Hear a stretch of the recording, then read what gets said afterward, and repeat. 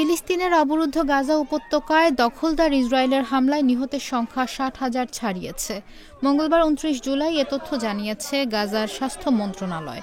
সর্বশেষ আপডেটে মন্ত্রণালয় বলেছে, গত ২৪ ঘণ্টায় হাসপাতালে আরও ১১৩টি মরদেহ আনা হয়। এতে করে নিহতের সংখ্যা ৬০,০৩৪ জনে পৌঁছেছে।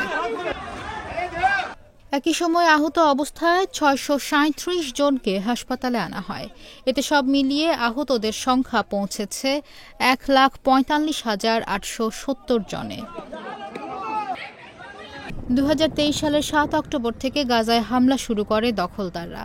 এতে সেখানে প্রতিদিনই শত শত মানুষের মৃত্যু হচ্ছে। ইসরায়েলের হামলায় নিহতের প্রকৃত সংখ্যা আরও বেশি বলে আশঙ্কা করা হয়।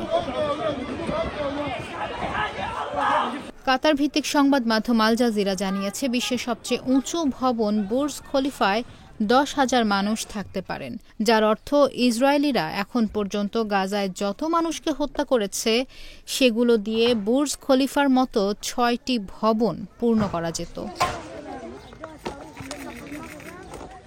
এছাড়া নিহতের সংখ্যা ৬০,০০০ হওয়ার অর্থ গাজার প্রতি ৩৬ জন মানুষের একজন ইসরায়েলের হামলায় প্রাণ হারিয়েছেন।